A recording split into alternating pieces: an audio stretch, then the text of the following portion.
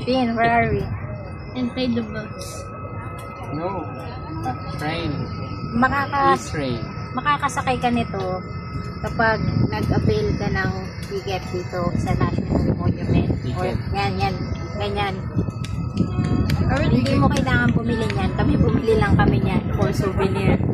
Tapos, ayan.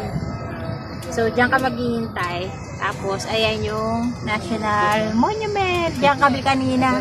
Nasa loob kami. Diyan kami nag-exit. Tapos, doon ka magpapasok. Tapos, nasa ilalim. Hindi nakita. Ay, yan. Tapos, yan.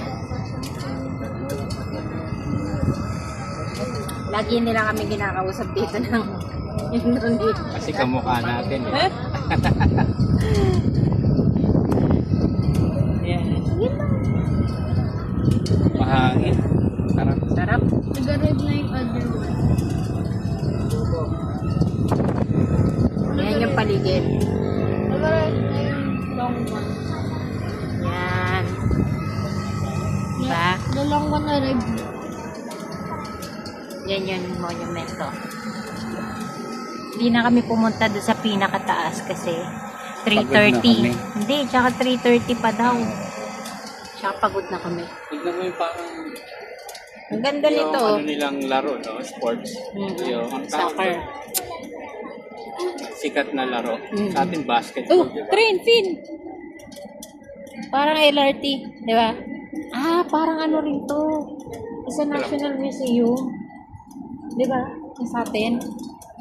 Tignan mo isa lang yung basketball court nila. Oh. Ah, Kung sa atin yan, mas madami yung basketball court. oo. Saka pansinin mo, ang daming basurahan dito. Parang kada hakbang mo may basurahan. Mahihiya ka na magtapon sa labas. Ang linis! Grabe! Ayun yung Gambir Station, Pino. Yan? Oo.